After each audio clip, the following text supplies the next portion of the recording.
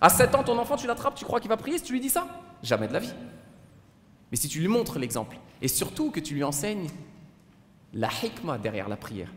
Inna as-salata tanha 'anil fahsha'i wal munkar. Pourquoi on prie, mon fils? Pourquoi on prie, ma fille? Parce que Allah Azza wa Jalla nous dit dans le Coran que cette prière-là qu'on fait 5 fois par jour, c'est elle qui nous préserve contre quoi? Les maux et les turpitudes, les péchés. Et cet enfant-là, si tout petit, il sait pourquoi il prie, quand il va grandir, eh ben c'est cette prière qui va le préserver et vous préserver contre son mauvais comportement. Wa aqimis salata li dhikri. Expliquer à l'enfant aussi que la prière, c'est pas simplement une adoration quelconque ou une tradition, c'est aussi un rappel. Et nos petites filles, etc., comme elle est belle, on va lui faire des petites boucles d'or, là, tu vois, là, avec le petit truc qui va bien, etc. Nos petites filles elles vont être magnifiques avec les petites robes de princesse, etc. Et on va les afficher sur les réseaux sociaux. Vous pensez qu'il va se passer quoi derrière? Ben, le diable, il va attaquer. Al-Ayn, il va venir. Al-Hasad. Il y en a une qui n'a pas eu d'enfant. Qu'est-ce qu'elle m'énerve, elle a toujours montré ses enfants. Moi, ça fait 7 ans que j'essaie de faire des gosses et j'arrive pas à faire des gosses. Et toi, tu montes tes gosses sous toutes les coutures, bien habillés. Qu'est-ce que tu es en train de faire? Qu'est-ce que tu es en train de faire, ma soeur, mon frère? Vous faites quoi en montrant des choses pareilles? Vous êtes en train de susciter l'animosité, la jalousie, la haine d'une personne qui n'arrive pas à faire d'enfants. Montrez vos enfants sur les réseaux sociaux. Bravo, alaykoum, c'est bien. Et après, lorsqu'ils sont touchés par le mes, par le hasad, par le mal, par les forces obscures, vous vous dites pourquoi? Ah ouais, mais ça fait trop de dégâts, ça. Donc le sujet qui m'a été proposé, alhamdoulilah, c'est un sujet qu'on traite depuis des années, pour ma part depuis 2003 exactement, dans le cadre de mes études profanes. C'est le sujet de l'éducation des enfants et particulièrement le droit des enfants sur leurs parents. Parce que souvent on parle de birrul walidayn, être bon envers ses parents, c'est une obligation en islam, vous connaissez tous les textes là-dessus, ça c'est une évidence. Mais rarement on parle de l'inverse, le droit de l'enfant sur ses parents. Donc aujourd'hui on va parler d'éducation des enfants et aussi de droit des enfants sur leurs parents. Dans mon raisonnement, je suis parti d'un athar, une histoire qui date de l'époque de Omar ibn al-Khattab radiyallahu anhu. Dans cette histoire, je vais vous la dire en arabe et la traduire instantanément en français. Ja'a rajulun ila Omar. Un homme est venu voir Omar ibn al-Khattab à l'époque où il était calife, après la mort du prophète sallallahu alayhi wa sallam. Yashku ilayhi uquq ibnihi. Il est venu pour se plaindre que son fils il se comporte mal envers lui. C'est un cas classique. فأحضر عمر الولد وأنبه على عقوقه لأبيه ونسيانه لحقوقه. Donc Omar, qu'est-ce qu'il fait? Il convoque l'enfant. Viens là. Remarquez que Omar, c'est le calife, petite parenthèse, remarquez sa disponibilité. Tu peux venir le voir et te plaindre, il te reçoit. Il convoque l'enfant. Il fait un rappel à l'enfant sur l'obligation d'être bon envers ses parents, d'obéir à ses parents, etc. فقال الولد يا أمير المؤمنين أليس للولد حقوق على أبيه. L'enfant, il dit à Omar, mais ok, j'ai compris, il faut obéir à ses parents, il faut être gentil envers ses parents, il faut obéir à ses parents, etc. Mais est-ce que nous, en tant qu'enfants, on a des droits sur nos parents? قال عمر بلى. Omar, il dit, bah, bien sûr que l'enfant il a des droits sur ses parents. فقال ما هي يا أمير المؤمنين. Il a dit, ô commandeur des croyants, l'enfant, des obéissants, il dit, c'est quoi ces droits que nous les enfants on a sur nos parents? قال عمر أن ينتقي أمه ويحسن اسمه ويعلمه الكتاب أي القرآن. Omar lui a dit premièrement que ton père il ait choisi une bonne épouse, deuxièmement qu'il te choisisse un beau prénom et troisièmement qu'il t'enseigne le livre, c'est-à-dire le Coran, c'est-à-dire en gros qu'il te transmette la religion. قال الولد, l'enfant il a répondu à Omar, يا أمير المؤمنين, ô commandeur des croyants, إن أبي لم يفعل شيئا من ذلك. Mon père il a jamais rien fait de ça. أما أمي فإنها زنجية كانت لمجوسي. Ma mère c'était une esclave. Mon père il s'est marié avec une esclave. À l'époque c'était autorisé. وقد سماني جعلة. Il m'a donné comme prénom Ju'ala. Ju'ala c'est un insecte, c'est un scarabée. ولم يعلمني من الكتاب حرفا واحدا. Et mon père il m'a jamais enseigné une seule lettre du Coran. Omar il était sur le dos du jeune. Le viseur il était sur le jeune. C'était lui le fautif jusqu'à maintenant. Mais là il y a une nouvelle information. Regardez, Omar il va changer de cible. فالتفت عمر إلى الرجل. Omar il s'est tourné vers le père et il lui a dit, tu Tu es venu pour te plaindre de ton fils. En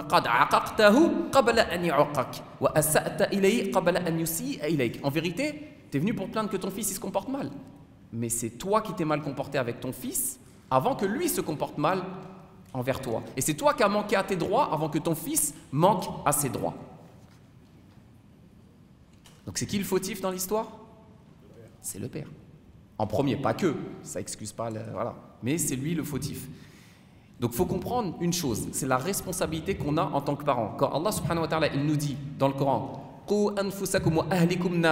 cet ordre dans lequel Allah Azza wa Jalla nous dit protégez-vous du feu et protégez vos familles. Ali ibn Abi Talib il a dit, ça veut dire quoi ce verset? Comment tu protèges ta famille contre le feu? Addibuhum wa allimuhum. Éduquez-les et apprenez-leur. Apprenez-leur. L'éducation, l'apprentissage, ce qu'on appelle l'éducation et l'instruction. Le prophète, sallallahu alayhi wa sallam, dans un hadith, pour sensibiliser ça, c'est juste l'introduction. Et après, je passe la parole à Cheikh Mahdi. Un hadith très connu, mais qu'il faut vraiment assimiler dans sa tête.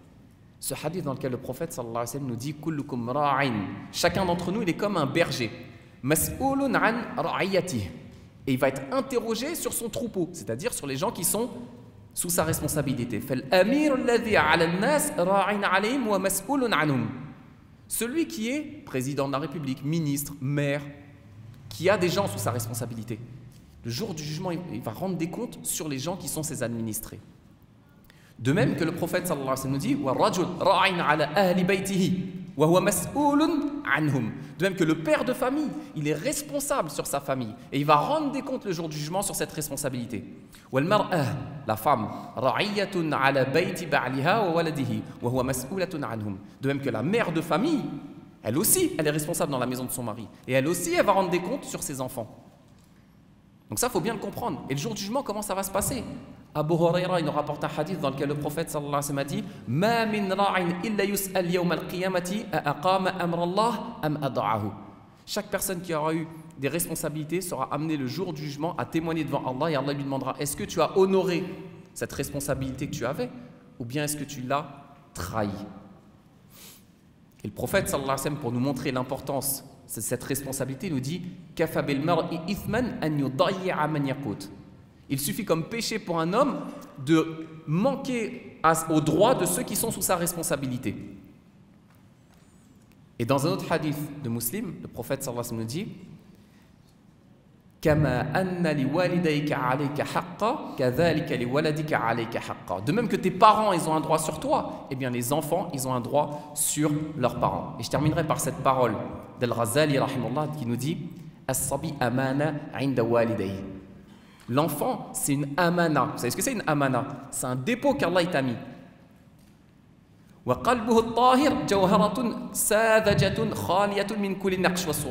Et son cœur à l'enfant, il est vierge. Il est vierge. Ce que tu vas mettre dedans, c'est ça qui va déterminer sa personnalité. Comment tu vas l'éduquer, c'est ça qui va déterminer sa personnalité. Et son cœur à l'enfant, il va pencher vers ce vers quoi toi tu vas le faire pencher en tant que parent. Si tu éduques ton enfant dans le bien, ton enfant il sera bon, Inch'Allah. Et ses parents seront heureux dans ce bas monde et dans l'au-delà, Inch'Allah. Par contre, si tu habitues ton enfant au mal, tu lui montres le mauvais exemple. Et tu le négliges comme on néglige des animaux. L'enfant et ses parents seront malheureux dans ce bas monde et dans l'au-delà. Donc je résume ce que j'ai dit en introduction, 3 points. L'obéissance aux parents, en vérité, ce n'est pas un dû. C'est quelque chose qui se mérite. Première chose. Deuxième chose, les enfants, c'est une amana. Prenons-en conscience. Et troisième chose, les enfants sont des éponges, dans le bon sens du terme, dans le sens laudatif du terme. Un enfant, c'est une éponge. Tout ce que tu vas lui montrer, il va le refaire. Bon exemple, il sera bon. Mauvais exemple, il sera mauvais. Mahdi, je te laisse la parole. Alhamdulillah, wa salatu wa salam ala rasulillah wa ala alihi wa sahbihi wa man walah. Rabbi shrah li sadri wa yassir li amri. Wahlul 'uqdatan min lisani yafqahu qawli amma ba'd. Mes frères, mes braves, mes lions, normalement ça devrait être comme ça. Un musulman c'est un lion, c'est un brave, c'est quelqu'un qui prend ses responsabilités. c'est quelqu'un qui sait que le regard de sa majesté Allah subhanahu wa ta'ala est perpétuellement sur lui. Le croyant, il n'a vraiment pas le temps de se laisser aller justement à l'insouciance. Le croyant, il fait attention à chacun de ses faits et gestes. Il y a trop de douleur, d'angoisse, de tristesse auprès de nos enfants. À chaque fois que je vois un jeune dans la rue, à chaque fois que je vois un jeune dans un corner, à chaque fois que je vois un jeune qui deal, à chaque fois que je vois un frère avec une sœur dans la rue en train de marcher main dans la main alors qu'ils ne sont pas mariés, mon cœur saigne, j'ai mal au cœur. Et un croyant normalement constitué devrait saigner de la même manière. Comment tu peux voir ta sœur, la fille de Ammi, la fille de ma tante, etc., subhanallah, dans le haram? Comment peut-on accepter cette chose-là? Et à chaque fois que je vois les exemples que je viens de vous citer, la première chose qui me vient à l'esprit, où sont les parents? Où sont les parents? Comment tu peux avoir un enfant, subhanallah, qui est dans un corner en train de vendre ou en train de guetter, et les parents, ils sont où? Comment tu peux voir un frère, subhanallah, qui est en train de faire n'importe quoi, qui est en train d'écouter n'importe quoi, et tu te poses la question, les parents, ils sont où? Faire des enfants, quelle responsabilité! On ne peut pas accepter cette chose-là. Et si vous devez vous questionner, vous voyez ce type de méfait, et que votre cœur ne bouge même pas, vous ne ressentez absolument rien, que vous sentez en fait que les battements de vos cœurs sont arrivés en flat line, à savoir qu'il n'y a plus aucun mouvement, posez-vous la question de votre foi, de votre implication religieuse. Alors, lorsque je vois mes petits frères en train de faire n'importe quoi et mes petites sœurs en train de faire n'importe quoi, bien entendu qu'il y a la responsabilité des parents, c'est la base. يقول النبي عليه أفضل الصلاة وأزكى التسليم كل مولود يولد على الفطرة. Chaque enfant, nous dit le prophète alayhi salatu wassalam, chaque nouveau-né, nous dit le prophète bien-aimé, le prophète de l'islam, le modèle pour l'humanité. Il nous dit que chaque enfant, il naît selon la saine nature. Tu as un logiciel, il est propre, tu es au top. Tu es enclin à adorer Allah subhanahu wa ta'ala. Tu es enclin à aimer la religion, la droiture et la vérité. Tu es enclin à cela. Fa'abawahu, c'est ses parents, yuhawwidan, qui en font un juif. Wa yumajjisan, qui en font un zoroastre. Ou yunassiran, qui en font un chrétien. Mes frères, mes sœurs, vous êtes nés avec un bête de logiciel. Vous êtes nés de la plus belle des manières. Alhamdulillah Rabbil Alamin, même lorsque vous êtes au fond du péché, même lorsque vous êtes en train de faire les 4000 coups, même lorsque vous êtes en train de vous souiller et de corps, et de cœur, et d'esprit, il y a une petite voix au fond de vous qui vous dit « Mais qu'est-ce que je suis en train de faire? C'est pas ça que j'ai envie de faire. J'ai envie d'être opérationnel, j'ai envie de me rapprocher de mon Créateur, de mon Seigneur, j'ai envie de me rapprocher d'Allah, et j'ai envie de prendre l'islam comme modèle, j'ai envie de prendre Mohammed ibn Abdullah comme exemple. » Cette petite voix, elle est là. Parce que vous êtes nés avec la saine nature, parce qu'Allah subhanahu wa ta'ala nous a créés de la meilleure des façons. Mais les parents, ils ont fait n'importe quoi. Donc si tu connais les paroles de PNL, de Joule ou de je sais pas quoi, c'est de ta faute. Mais les parents, ils ont vu, ils savent ce que nous sommes en train de faire. Nous ne sommes pas dans une société qui est foncièrement respectueuse des vertus, de la famille. Nous ne sommes pas respectueux de toutes ces choses-là dans cette société. C'est une société qui est véritablement dans la liberté la plus absolue. Néanmoins, nous avons un choix. Et le choix, vous l'avez fait aujourd'hui de venir écouter Qala Allah, Qala Rasoul. Ça, c'est une réalité. Il a cité Omar ibn Khattab radiallahu anhu arda dans un athar, j'ai envie d'en citer un autre. Il y avait le fils de Amr ibn al-As radiallahu anhuma. Amr ibn al-As, c'est celui qui s'est converti à la même époque au Khalid ibn Walid, en l'an 7 à peu près de l'Égypte. Et Amr ibn al-As, c'est celui qui a conquis le Maghreb, dont l'Égypte, et c'était le gouverneur d'Égypte. Un jour, le fils de Amr ibn al-As, il a fait une course avec un copte. Un copte, c'est un chrétien d'Égypte. Et qu'est-ce qu'il a fait, le copte? Il a gagné la course. De rage, il est venu et il a frappé Amr ibn al-As, le fils de Amr ibn al-As, il a frappé le copte. Comment ça, toi, l'esclave? Tu viens, tu me bats à la course? Tu sais pas qui je suis? Allahu Akbar. Qu'est-ce qu'il fait le copte? Il est parti à Médine. Il quitte l'Égypte, il va jusqu'à Médine. Auprès de qui, à votre avis? Auprès d'Al-Farouq. Man huwa Al-Farouq? C'est qui Al-Farouq? C'est celui qui discerne entre le bien et le mal, entre le halal et le haram. Omar ibn Khattab radiallahu anhu arda. Omar. Ah, Omar. On en a besoin des Omar. On en a besoin des homards à notre époque. C'est trop. Les gens, ils font n'importe quoi. Alors il vient, il se plaint à Amir al-Mu'minin, Abu al-Hafs, le père du lionceau. Donc Omar, c'est un lion. Je la répète tout le temps, celle-là, je l'aime bien. Il faut que vous compreniez qu'Omar, c'est un lion. Le roi de la jungle. Omar ibn Khattab, radiallahu anhu wardah, il prend le copte. Qu'est-ce qui t'arrive? Qu'est-ce qui t'amène d'Égypte? Voilà le fils du gouverneur Amr ibn al-As, il m'a battu, il m'a frappé. Pourquoi? Parce que j'ai gagné la course. Allahu Akbar. Il appelle son serviteur, pardonnez-moi, et il envoie une missive à Amr ibn al-As. Il lui a dit, tu viens toi et ton fils immédiatement sur le champ. Et en fait, vous ne savez pas c'est qui Amr ibn al-As. Hein. Je vous donne juste un petit peu dans le mille. Subhanallah, c'était un conquérant. C'était un gouverneur. Il faisait partie, subhanallah, des plus éminents des compagnons. Et en plus, il faisait partie des notables de Quraysh. Si vous avez regardé le film Le Message, c'est celui qui parlait avec Ja'far devant le Négus. Je ne sais pas si vous avez vu le film Le Message, c'est celui qui parlait avec Ja'far. C'était un notable. Qu'est-ce qu'il fait Amr ibn al-As? Il s'exécute, il vient avec son fils. Alors qu'est-ce qu'il fait? Il lui pose la question, est-ce que c'est vrai tout ce qui s'est passé? Il lui dit oui, c'est vrai. Il dit au copte, prends le bâton et frappe-le de la même manière qu'il t'a frappé. Allahu Akbar. C'était pas un musulman? Hein? C'était pas un musulman. Il était sous le statut d'autre qu'un musulman. Mais la justice opère, la justice de l'islam opère chez les musulmans et chez les non-musulmans. Allahu Akbar. Devant la justice, nous sommes, nous, l'humanité, tous égaux tels les dents d'un peigne. Allahu Akbar ala l'islam. Qu'est-ce que c'est beau l'islam. Mais nous, c'est un autre sujet. Donc il vient, il le frappe. Une fois qu'il l'a frappé, il a dit, c'est bon, tu l'as frappé comme il t'a frappé? Il a dit oui, ya Amir al-Mu'minin, c'est bon, je l'ai frappé. Regardez ce qu'il dit maintenant. Maintenant, frappe son père. Est-ce que vous entendez ce que je dis ou pas là? Il lui a dit qui? Frappe qui? Son père. Amr ibn al-As. Amr ibn al-As. Donc c'est un copte qui va venir frapper non seulement le fils du prince, le fils du gouverneur, et maintenant il va taper le prince et le gouverneur. Et là il lui a dit non, je ne vais pas le frapper. Ça y est, j'ai frappé celui qui m'a frappé, je n'ai pas besoin de frapper le père. Et Amr ibn al-As, qu'est-ce qu'il dit à ce moment-là? Plutôt Omar ibn Khattab, qu'est-ce qu'il dit à ce moment-là? Ya Amr, comment cela se fait-il qu'Allah subhanahu wa ta'ala a fait en sorte que les enfants naissent libres et toi tu en fais des esclaves? Et pourtant c'est qui a fait la bêtise? C'est qui a fait la bêtise? Est-ce que c'est Amr ou c'est son fils? C'est son fils qui a fait la bêtise. Mais Omar il a dit frappe le papa. Parce que si le fils il s'est senti pousser des ailes et il s'est pris pour ce qu'il n'est pas, c'est parce que c'est le papa qui n'a pas fait l'effort.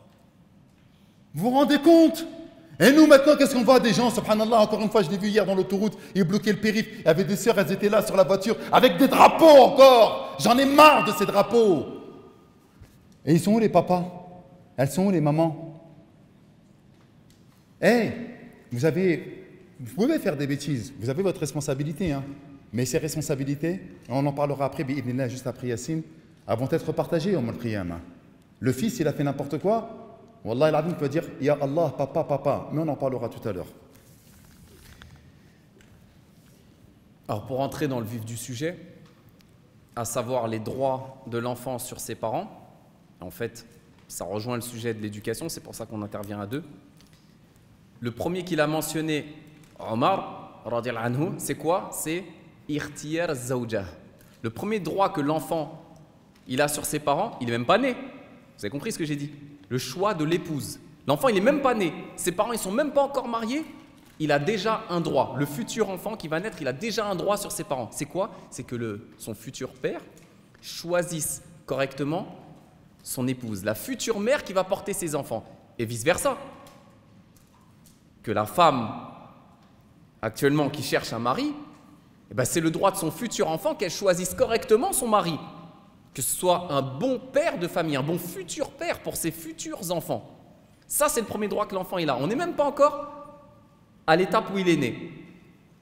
Le prophète, sallallahu alayhi wa sallam, il nous donne la recette. Il nous dit en général, on se marie en général avec une femme pour 4 raisons.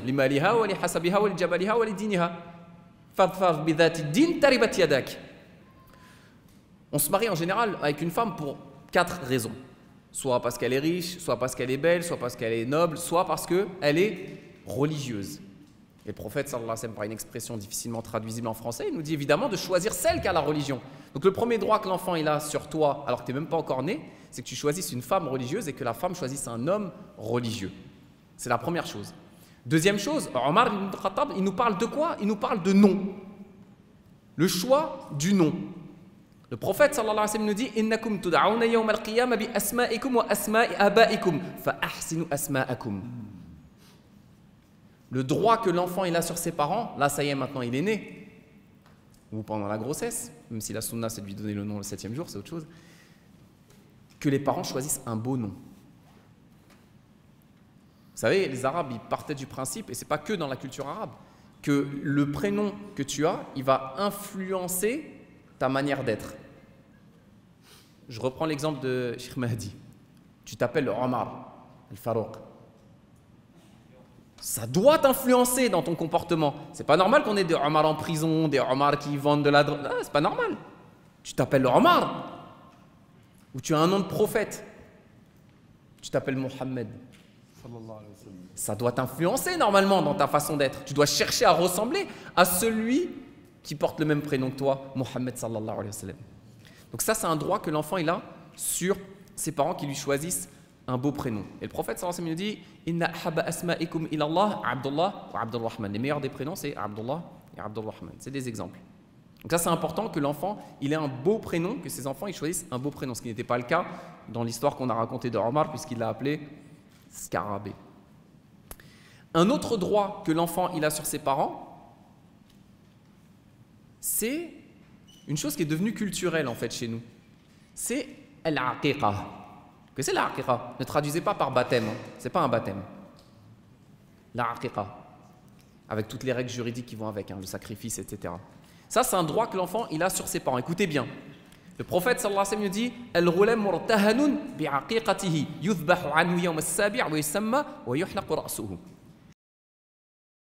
Le prophète sallallahu alayhi wa sallam dit l'enfant, le bébé, il est otage, et on va revenir sur le sens de ce mot-là, c'est ça qui est important. Il est otage de sa aqiqa. Qu'est-ce que ça veut dire? Il est otage de sa aqiqa. On égorgera pour lui le 7e jour. On sacrifiera une bête le 7e jour. 1, 2, c'est des divergences dans les madhahib, ça s'étudie en fiqh, c'est pas le sujet. Oui, Samma, et on lui donne le prénom. Normalement, à Sunna, c'est ça, le 7e jour, on donne le prénom à l'enfant. Et on lui rase la tête, là aussi vous connaissez, avec les règles spécifiques. Ce qui nous intéresse, c'est Mortahanun. L'enfant, il est otage de sa aqiqa. Pourquoi on fait la aqiqa?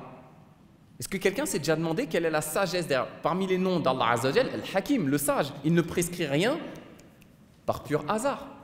Pourquoi il nous a prescrit une aqiqa pour les enfants? Ibn al-Qayyim il nous dit إن المرهون بمعنى أن العقيقة تكون سببا لفك المولود من حبس الشيطان الذي يعلق به عند ولادته. Allahu Akbar. Pourquoi on fait la aqiqa aux enfants? Parce qu'un enfant, est-ce qu'il peut se défendre tout seul contre le diable? Contre les shayatines, les djinns?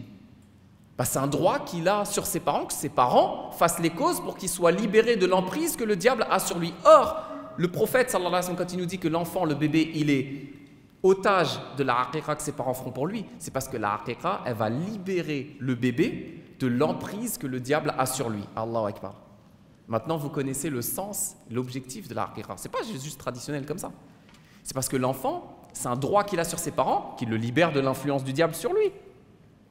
Non, il ne peut pas le faire tout seul. Donc ça sert à ça, la aqiqa. Donc c'est un droit que l'enfant il a sur ses parents. Je vais réagir sur les trois. Tu vas en rajouter un? Non, je fais les deux après. D'accord. Très rapidement. Les frères, il a cité, selon la parole d'Omar, beaucoup d'istimbatat, beaucoup d'enseignements. Parmi les premiers enseignements, c'est le choix de l'épouse et le choix de l'époux. On en a parlé plusieurs fois. Les frères, nous sommes tous issus d'une relation d'un homme et d'une femme. Nous avons tous des blessures internes. Nous voyons parfois, surtout lorsque nous revenons à l'islam, que nos parents, en fait, parfois, ils ne sont pas très au fait de l'islam. Et ça nous influence énormément. On se retrouve avec des blessures très profondes, même arrivé à l'âge de 40, 50, 60 ans, 70 ans, on se rappelle encore de la douleur que nous avons eue lorsque nous étions enfants. À cause de quoi? Parce que notre maman parfois faisait n'importe quoi. Parce que notre papa faisait n'importe quoi. Parce que notre papa avait peut-être il forçait trop sur la bouteille. Ou parce que notre maman, subhanallah, elle était légère dans ses mœurs. Elle ne faisait pas ce qu'il fallait. Et nous, on ne peut pas se départir de notre père. On ne peut pas se départir de notre maman. Parfois, on aurait voulu, subhanallah, lorsqu'on revient à l'islam tardivement, 30 ans, 40 ans, on regarde notre papa et on voit, subhanallah, des petits de 5 ans, 7 ans, 8 ans, 10 ans, psalmodier le Coran de la plus belle des manières. Et nous, on est encore en train de déchiffrer la parole d'Allah. Et là, on regarde papa, maman. Mais papa, maman, pourquoi tu ne m'as pas mis à l'école arabe lorsque j'étais petit? Lorsque ma mémoire, subhanallah, elle était vive. Lorsque chaque lettre que j'apprenais, c'était gravé dans du marbre. Pourquoi tu n'as pas fait l'effort de me mettre là-dedans? Eh bien, vous savez ce que vous avez fait? Vous avez été responsable. Tu t'es entiché d'une femme que tu as appréciée simplement pour sa plastique extérieure. Mais en fait, toi, espèce d'égoïste, je suis désolé de vous le dire comme ça, pardonnez-moi. C'est de l'égoïsme! C'est de l'égoïsme! Parce qu'en fait, nous, on réfléchit pas. Le musulman, il a toujours 2-3 coups d'avance, 4-5 coups d'avance. Il réfléchit à chacune de ses actions. Ouais, je sais que vous n'aimez pas, c'est pas grave, parce qu'il y a trop de douleur chez les enfants. En fait, ce que vous ne savez pas, c'est qu'il Yassine et moi, lorsqu'on reçoit des messages snap, alhamdulillah, c'est beaucoup de détresse, beaucoup d'angoisse. Vous ne pouvez même pas vous imaginer. Vous êtes préservés, alhamdulillah, rabbil alamin. Mais lorsque la misère de notre communauté se déverse dans nos snaps, c'est tellement difficile à supporter. Tu t'es entiché d'une femme, une sœur, lorsqu'elle s'entiche d'un homme. Quelqu'un qui ne va même pas assumer, qui va continuer alors qu'il s'est marié à rester avec ses potes jusqu'à je ne sais pas quelle heure le soir, qui n'assume même pas sa femme, qui passe plus de temps avec ses potes ou qui passe plus de temps dans la chicha ou à jouer ou à dépenser son argent dans les choses qui sont illicites. Pourquoi? Parce qu'elle s'est entichée de lui, simplement par rapport à sa plastique extérieure également à l'homme. Il était beau, il avait un regard ténébreux. Mais tu n'as pas pensé à ta fille. Tu n'as pas pensé à ton fils. Comment un musulman, subhanallah, il ne peut pas avoir 2-3 coups d'avance? Comment est-ce possible, mes frères? Vous savez tous que nous avons des angoisses lorsque nous étions petits. Vous savez tous comment nous avons été élevés. Lorsque tu laisses, subhanallah, tellement... il y a des sœurs, Allah al-Musta'an. Je suis désolé, Yassine. Je suis obligé d'en parler. Lorsqu'il y a des sœurs, elles sont tout le temps sur leur téléphone, hachek. Leur saleté, leur souillure. C'est une souillure, le téléphone. Et miskin, le petit, tu vois... Il pleure. Il pleure pourquoi? Masha'Allah, il est propre sur lui. Il a bien mangé. Mais il pleure parce qu'il veut l'attention de sa maman. Sa maman, elle ne veut pas de l'attention. Elle a besoin de liker et de se faire liker. Elle a besoin de se montrer. Qu'est-ce qu'elle fait? Choisissez bien les mamans et les frères. Vous les braves, mes lions là. Les lions, vous êtes des musulmans. Vous êtes des braves parmi les braves. Vous êtes les serviteurs du miséricordieux. Vous êtes les serviteurs d'Allah. N'oubliez jamais que si vous êtes ici, c'est parce que vous êtes invités par le tout-puissant Allah. N'oubliez jamais ça. Ne soyez pas négligents. Ne trahissez pas vos enfants. Elle va le mettre devant l'iPad avec des images qui lui détruisent les neurones. Juste pour qu'elle puisse avoir la paix. Pourquoi, mes frères, vous avez choisi ce choix-là? Pourquoi?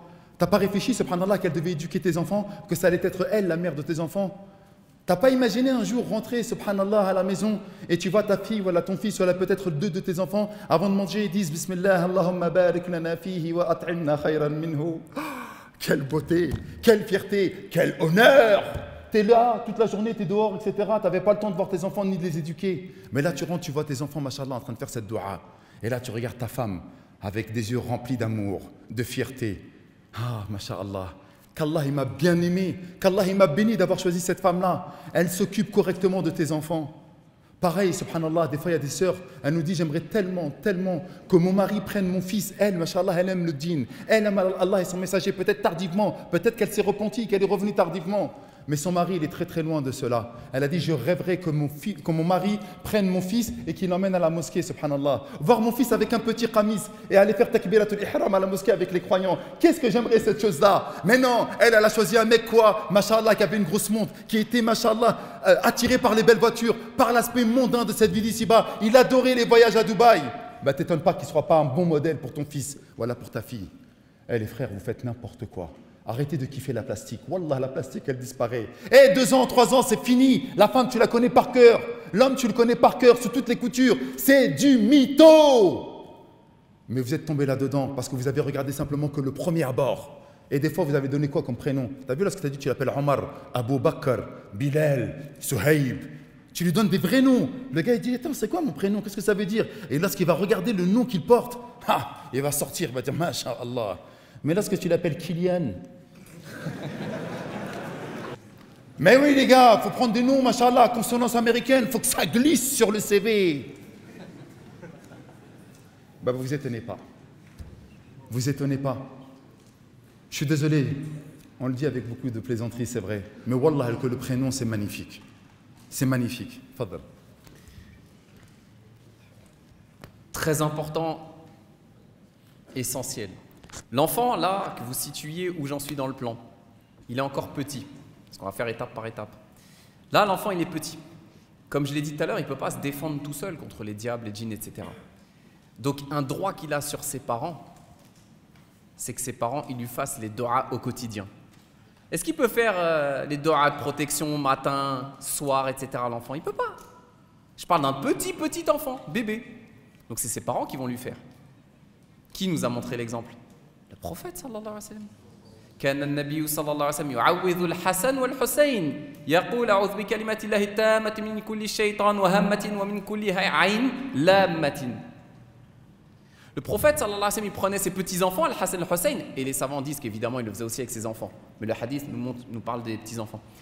Il prenait ses petits-enfants et il leur récitait des doigts de protection. Et vous savez ce qu'il disait? وَكَانَ أَبُونَا إِبْرَاهِيمَ يُعَوِّذُ بِهَا إِسْمَعِيلَ وَإِسْحَاقَ. Ainsi faisait notre ancêtre Ibrahim avec ses enfants. Il les prenait tout petits, il leur récitait des doigts de protection. Tout le monde peut le faire. Tout le monde. Surat al-Fatiha le matin, Ayat al-Kursi, 2 derniers versets de Surat al-Baqarah, 3 fois Ikhlas Falaq an-Nas, Allahu Akbar. La protection contre tout mal. Donc ça, c'est un droit que l'enfant, il a sur les parents, que les parents lui fassent ça matin et soir, jusqu'à ce qu'il soit en âge d'apprendre tout seul. Un autre point très important, l'enfant, il a un droit sur ses parents, que ses parents le fassent grandir dans un environnement sain. Un environnement sain, une maison saine. Le prophète sallallahu alayhi wa sallam, il nous dit dans le hadith, La taj'alu buyutakum maqabir, ne faites pas de vos maisons des cimetières. Inna ash-shaytan yafiru min al-bayt alladhi tuqaru fihi surat al-Baqarah. Le diable fuit la maison dans laquelle on y récite le Coran en général et particulièrement surat al-Baqarah. Mais si les parents, ils mettent la musique, si les parents, ils mettent la télé-réalité, si les parents, ils mettent Netflix et compagnie, à votre avis, c'est des anges qui va ramener dans la maison ou plutôt des djinns? Je pense que c'est évident. C'est un droit de l'enfant que ses parents ne fassent pas ça. Tu ne peux pas te plaindre que ton enfant il est mal élevé si tu l'as fait grandir dans cet environnement-là. C'est logique.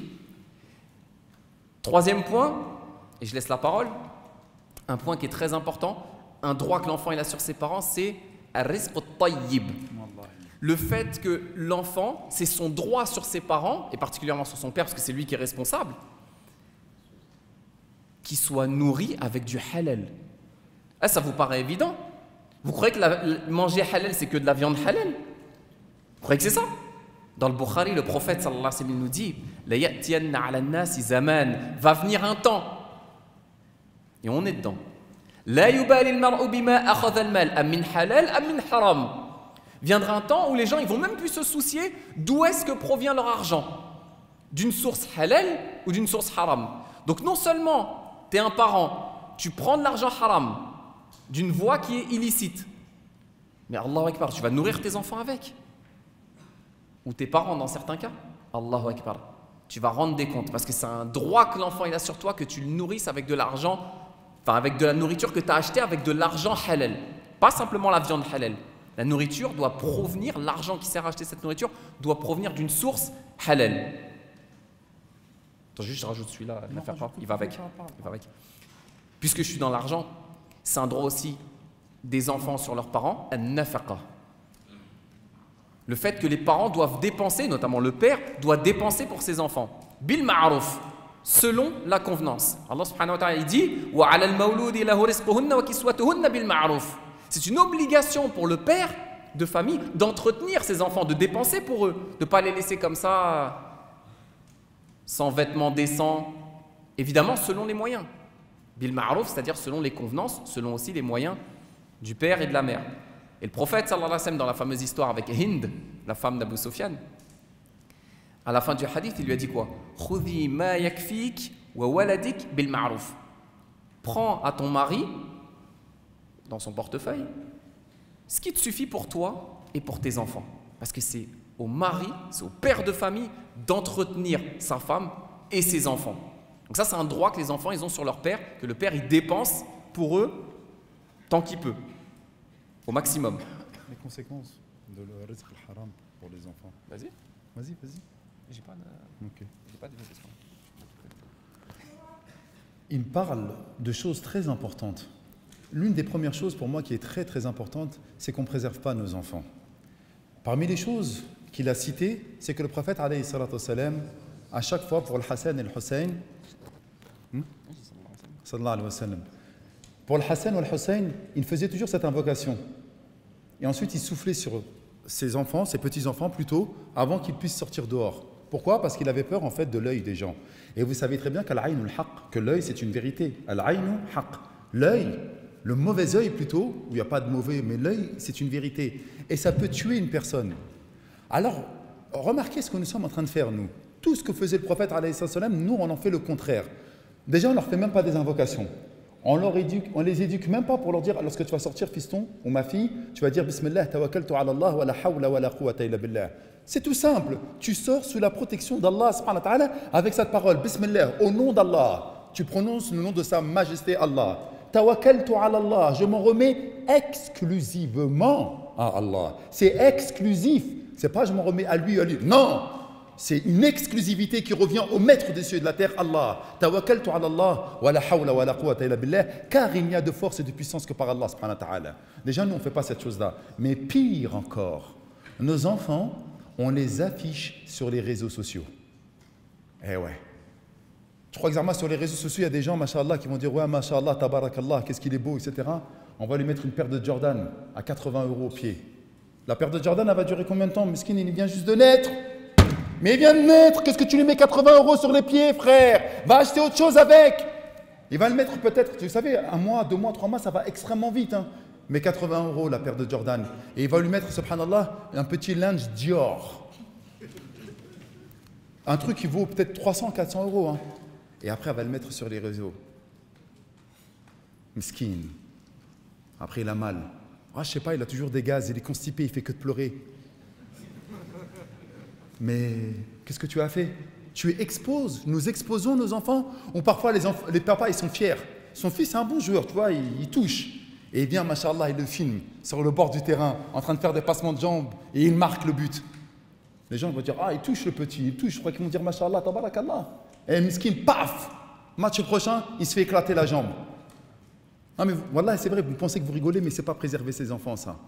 On ne prend pas l'exemple du prophète, alayhi salatu wassalam. Pourquoi nous sommes. Et nos petites filles, etc., comme elle est belle, on va lui faire des petites boucles d'or, là, tu vois, là, avec le petit truc qui va bien, etc. Nos petites filles vont être magnifiques avec les petites robes de princesse, etc. Et on va les afficher sur les réseaux sociaux. Vous pensez qu'il va se passer quoi derrière? Ben, le diable, il va attaquer. Al-Ayn, il va venir. Al-Hasad. Il y en a une qui n'a pas eu d'enfant. Qu'est-ce qu'elle m'énerve, elle a toujours montré ses enfants. Moi, ça fait 7 ans que j'essaye de faire des gosses et j'arrive pas à faire des gosses. Et toi, tu montes tes gosses sous toutes les coutures, bien habillés. Qu'est-ce que tu es en train de faire? Qu'est-ce que tu es en train de faire, ma soeur, mon frère? Vous faites quoi en montrant des choses pareilles? Vous êtes en train de susciter l'animosité, la jalousie, la haine d'une personne qui n'arrive pas à faire d'enfants. Montrez vos enfants sur les réseaux sociaux. Bravo, alaykoum, c'est bien. Et après, lorsqu'ils sont touchés par le mes, par le hasad, par le mal, par les forces obscures, vous vous dites pourquoi? Ah ouais, mais ça fait trop de dégâts, ça. Il a cité une deuxième chose aussi. Voilà. Al-rizq al-tayyib. Le fait de manger halal. Comme il a dit, ce n'est pas simplement de dire bismillah sur la bête et de manger halal. Non. Vous savez que lorsqu'on mange haram et qu'on lève les mains à Allah subhanahu wa ta'ala, Allah n'accepte pas nos invocations. Ensuite, on évoque l'individu qui avait les cheveux hirsutes poussiéreux. Yuti le safara, il était tout le temps en voyage. Vous savez que la personne, lorsqu'elle est en voyage, qu'est-ce qu'elle a comme cadeau? Qu'est-ce qu'elle a comme force, comme pouvoir? Barakallahu fik, ahsant. Comment tu t'appelles? Sulaiman, t'as quel âge, Sulaiman? 17 ans, t'es marié ou pas encore? Vous voyez, voilà, tu sais quoi, laisse-moi une petite digression là. Écoutez bien, hein, vous avez vu, il a 17 ans, il n'est pas marié, vous avez tous rigolé, 17 ans, Zarma, t'es pas marié? Uqsimu lakum billah, hier je suis parti faire un mariage. Le petit il avait 18 ans et la sœur elle avait 18 ans. D'ailleurs je salue Boumedienne. Je ne sais pas s'il me voit aujourd'hui, mais Boumedienne, tu es un bonhomme. Et le voisin Boumedienne, qui est le père du fils, et Boumedienne c'est le père de la fille, ils les ont mariés. C'était des voisins. Ils se sont appréciés. Qu'est-ce qu'ils ont fait? Ils se sont appréciés, on va les marier. Wallah, il a dit hier 18 ans, ils se sont mariés, Allahu Akbar. Lui 18 et 18. Ça m'a rappelé des souvenirs. D'ailleurs, ma femme, elle est ici, je la salue. Qu'Allah la préserve, dites Amin. Écoutez-moi bien, Wallah al-Adim, bonhomme, 18 ans. Là, vous vous dites, mais comment je vais faire pour marier, etc. Parmi les droits que vous avez sur vos parents, c'est que justement, ils vous considèrent. Wesh, tu vois un frère, il commence à avoir la barbe, subhanallah. C'est des hormones qui marchent, frère, il est chaud. Et tu sais qu'il est chaud. Et tu te dis même pas, subhanallah, peut-être que mon fils, il voudrait peut-être se marier. Hein? Parce que la jeunesse, l'homme, lorsqu'il est jeune, il est malade. Il est malade d'amour. Et le seul remède de cette maladie qu'on appelle l'amour, c'est le mariage. Et tu as ton père qui est là, il sait que tu es un bonhomme, il sait que tu as la barbe, il sait que tu as les testostérones qui sont là. Et il ne te calcule même pas. Wallahi Boumedienne, hafidahullah, il a tout compris avec son voisin. Il a vu ça, il a dit, wesh, ils sont petits, ils sont jeunes, c'est maintenant que ça se passe. Pourquoi? Qu'est-ce qu'ils ont mis en application, encore une fois, les frères? Parce que vous pensez que l'islam, c'est simplement des contes d'anciens, c'est pour les barbus aux cheveux blancs, les barbus à la barbe blanche. Non, l'islam, c'est quelque chose de concret. Lorsque le prophète, alayhi salam, il interpelle les jeunes, il leur a dit, Ya ma'ashar al-shabab. Il n'a pas dit, Ya ma'ashar al-muslimin, Ya ma'ashar al-ansar, Ya ma'ashar al-quraysh. Il a dit, Ya ma'ashar al-shabab, ô vous les jeunes. Man istata'a minkum al-ba'ata falyatazawwaj, que celui qui a les moyens physiques et financiers de se marier, qu'il se marie. Pourquoi il a dit les jeunes? Parce qu'il sait, sallallahu alayhi wa sallam. Et donc les parents d'hier, ils savent que leurs enfants, ils ont besoin de se marier. Ils sont à la hauteur. Mais je reviens à la nafaqa, le fait que tu donnes de l'argent qui soit haram. Le voyageur, subhanallah, tu lèves les mains. C'est la suite, hein. Il est voyageur et il lève les mains. Voyageur doit exaucer. Il lève les mains, Allah subhanahu wa ta'ala l'éprouve de la pudeur, de rendre les mains de son serviteur vides lorsqu'il l'invoque. Ya Allah, Ya Allah. Le Créateur suprême, le riche par excellence, le détenteur de la force sublime et absolue, le Créateur des anges, le Créateur du paradis, le Créateur du feu, le Créateur du soleil, le Créateur de la voie lactée, Allah qui donne comme il veut. Si vous deviez dénombrer les bienfaits d'Allah, vous ne pourriez les compter. Allah, tu lèves les mains, il ne te donne pas?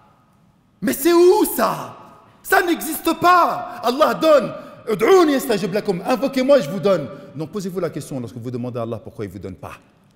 Comment vous avez gagné votre argent? Qu'est-ce que vous avez fait pour nourrir vos enfants? Tu lèves les mains, aux cieux, tu répètes l'Abdul Jalal, oh mon Seigneur, Allah il dit, mon serviteur, il répète plusieurs fois mon nom, Ya Allah, Ya Allah. Et lorsqu'on répète plusieurs fois le nom de sa majesté Allah, Allah il donne. Ensuite il nous dit, le prophète sallallahu alayhi wa sallam, wa mat'amuhu haram, sa nourriture elle est haram, wa malbasuhu haram, ses habits ils sont haram. Wa mashrabuhu haram, sa boisson elle est haram, wa ghudiya. Haram, il a grandi dans le haram, il a baigné dans le haram. Comment voulez-vous, subhanallah, qu'Allah réponde à cela? Alors faites attention, qu'est-ce que vous allez ramener à manger? Des fois, vous voulez peut-être guider vos enfants, vous voulez peut-être que la baraka, elle descende, etc., mais il n'y a rien qui se passe. Et je le dirai tout à l'heure pour la nafaqa, Inch'Allah. Un autre droit que les enfants ils ont sur leurs parents, c'est l'adl. Le fait que les parents soient équitables envers leurs enfants. Le prophète sallallahu alayhi wa sallam nous dit Ittaqullah wa'adilu bayna awladikum. Craignez Allah, il s'adresse aux parents, et soyez équitables envers vos enfants. Il ne faut pas faire du favoritisme envers les enfants. Donc ça c'est un droit que vous avez sur vos parents, que voilà, ils soient équitables entre les différents enfants. C'était juste le dernier point par rapport à la petite enfance. Ensuite on passe à l'étape qu'on appelle as-sabi al-mumayyiz. C'est l'étape où l'enfant il grandit et il commence à comprendre les choses. Comment on va l'éduquer et quel droit, cet enfant qui a commencé à grandir, quel droit il va avoir sur ses parents? Le premier des droits, et c'est pas moi qui le dis, et c'est pas Mahdi qui va le dire, c'est Allah subhanahu wa ta'ala dans le Coran qui nous le raconte. Le premier des droits que ton enfant il a sur toi quand il commence à comprendre les choses, c'est que tu lui enseignes, comme Omar l'a dit, la religion, dans le sens. Et on a le meilleur des exemples dans le Coran, Luqman. Par quoi il a commencé l'éducation de son enfant quand son enfant il a commencé à être moumayiz? وإذ قال لقمان لابنه وهو يعظه يا بني لا تشرك بالله إن الشرك لظلم عظيم بدأ بالتوحيد يا بني.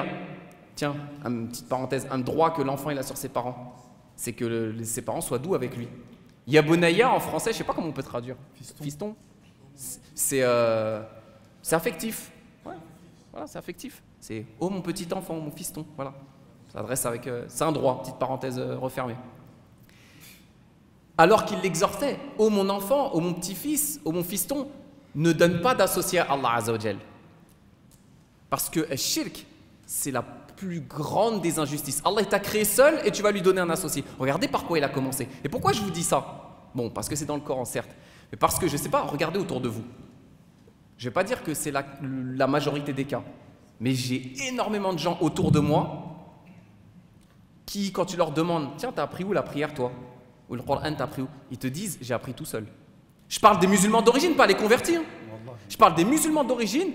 Tu parles avec eux, tu as appris quand à faire après? J'ai appris quand j'avais 18 ans. J'ai acheté un livre à la Maktaba et j'ai appris tout seul. Alors que tes parents sont musulmans, oui. C'est pas un cas, deux, trois. Je vais pas dire que c'est la majorité. Allahu alam. J'ai pas fait de statistiques. Mais en tout cas, énormément de cas autour de moi. Des sœurs, elles arrivent à 20 ans, 25 ans, elles savent même pas qu'une fois par mois, elles doivent faire le rousl. Donc on commence par quoi? At-tawhid. Enseigner à l'enfant aussi quoi? Selon l'exemple de Luqman, pas selon moi. Selon l'exemple de Luqman qui est cité dans le Coran, Ya bunayya innaha in takum mithqala habatin min khardalin fatakun fi sakhatin aw fi samawati aw fi al-ard ya'ti biha Allah. Inna Allah latifun khabir. Faire prendre conscience à l'enfant avec des mots simples et avec pédagogie qu'on est tous voués à retourner vers Allah Azza wa Jal et lui insuffler dans son cœur ce sentiment qu'on appelle al-muraqaba. Le fait qu'Allah subhanahu wa ta'ala il t'observe, il t'entend, il voit tout, il sait tout. Si on réussit à mettre ça dans le cœur de nos enfants, wallah, on a gagné. Pourquoi? Parce que l'enfant, quand il est tout seul, et que tu n'es pas derrière lui pour le surveiller, s'il a ce sentiment qu'Allah subhanahu wa ta'ala le voit et l'entend, et c'est tout, est-ce qu'il va vous désobéir? Petit comme grand? Jamais. Parce qu'il aura ça dans le cœur. Mais ça, il faut le faire dès qu'il est tout petit. Insuffler ça dans le cœur. Et quand on parle d'enseignement religieux, il faut comprendre un truc. Le père, la mère, ce n'est pas des profs de fiqh. On n'apprend pas à un enfant la religion en l'asseyant devant un tableau, en lui disant alors les obligations des ablutions, c'est kada, kada, kada. Les obligations du roux, c'est la prière. Comment on apprend à un enfant? Billahi alaykoum. Le meilleur moyen d'apprendre à un enfant, fait devant lui. Vous avez tous des petits frères, des petites sœurs ou des enfants les plus âgés. Vous voyez que vous priez devant un enfant, une fois, deux fois, trois fois. Qu'est-ce qu'il va faire? Vos petits frères, vos petites sœurs, ils font quoi? Wallah, ils font la même chose que vous. On a dit quoi? C'est des éponges les enfants, dans le bon sens du terme. Tu pries devant lui, tu lis le Coran devant lui, tu lui parles de tawhid, qu'est-ce qu'il va faire? Il va reproduire, il va mémoriser, il va assimiler et reproduire. Mais ça ne suffit pas, tawhid c'est la base. Al-muraqaba, dans le cœur, très bien. Mais Luqman il nous montre l'exemple, qu'est-ce qu'il nous dit? Wa aqimis salah, ya bunayya aqimis salah. Oh mon petit enfant, fais la prière. Bah oui, les actes. L'islam c'est quoi? I'tiqadun fil qalb, qawl lisan aussi, parole sur la langue, une croyance dans le cœur, une parole sur la langue. L'amal, les œuvres. Donc il pousse son enfant, on doit en tant que parents, c'est un droit qu'ils ont sur nous, les pousser en leur montrant l'exemple de la prière. Vous connaissez tous le hadith du prophète sallallahu alayhi wa sallam, Muru awladakum bis salati wa hum abna sab'i sinin. Enseignez à vos enfants la prière à partir de l'âge de 7 ans. Mais là encore, on va lui faire un cours de fiqh à l'enfant? Non. Le droit qu'il a sur nous en tant que parents, nous qui sommes parents, notre enfant il a comme droit sur nous qu'on lui montre l'exemple, qu'on prie devant lui. Et là il va nous imiter. Et ça ne suffit pas pour un enfant de lui montrer comment on prie. Ou de lui dire oui c'est obligatoire, le prophète sallallahu alayhi wa sallam l'a dit dans le hadith. À 7 ans ton enfant tu l'attrapes, tu crois qu'il va prier si tu lui dis ça? Jamais de la vie. Mais si tu lui montres l'exemple, et surtout que tu lui enseignes la hikmah derrière la prière. Inna as-salata tanha 'anil fahsha'i wal munkar. Pourquoi on prie mon fils? Pourquoi on prie ma fille? Parce que Allah Azza wa Jalla nous dit dans le Coran que cette prière-là qu'on fait 5 fois par jour, c'est elle qui nous préserve contre quoi? Les maux et les turpitudes, les péchés. Et cet enfant-là, si tout petit, il sait pourquoi il prie, quand il va grandir, eh ben c'est cette prière qui va le préserver et vous préserver contre son mauvais comportement. Wa aqimis salat li dhikri. Expliquer à l'enfant aussi que la prière, c'est pas simplement une adoration quelconque ou une tradition, c'est aussi un rappel. L'être humain il a besoin au moins 5 fois par jour de se rappeler d'Allah, sinon il tombe dans quoi? Al-ghafla. T'oublies. Nasullah fa nasiyahum. Tu tombes dans l'oubli. Et celui qui tombe dans l'oubli, il n'a plus de limite. Rappelez aussi à l'enfant que la prière, c'est la première chose sur laquelle on va rendre des comptes le jour du jugement. Hadith de Tabarani. قال النبي صلى الله عليه وسلم إن أول ما يحاسب به العبد يوم القيامة من عمله صلاته. La première chose sur laquelle tu vas être interrogé le jour du jugement, c'est quoi? Ben, c'est la prière. Il faut le dire à l'enfant, ça. Il faut dire à l'enfant que quand Ibn Mas'ud il est parti demander au prophète sallallahu alayhi wa sallam Ayyul amali ahabbu ila Allah. C'est quoi l'œuvre que Allah il préfère? As-salatu ala waqtiha. La prière dans son temps. Donc il faut non seulement, transmettre l'obligation de la prière. Et ça, rares sont les parents qui le font. Transmettre à leurs enfants l'obligation de la prière. Comme je l'ai dit, de mon expérience personnelle, mais ce n'est pas représentatif parce que je suis personne, mais beaucoup de parents n'ont pas fait ça. Transmettre l'obligation de la prière à leurs enfants. Surtout, leur montrer l'exemple. Et 3, leur expliquer les finalités de cette prière. Alhamdulillah. Vous êtes toujours là ou vous vous ennuyez un petit peu? Barakallahu fik. Alors, il y a des parents, ils blessent leurs enfants et parfois ils remuent le couteau dans la plaie. Parfois, on voit des parents qui vont privilégier les frères et les sœurs. Et ça, c'est la chose qu'il ne faut absolument pas faire.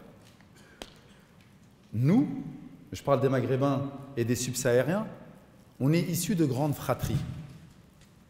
C'est vrai ou pas?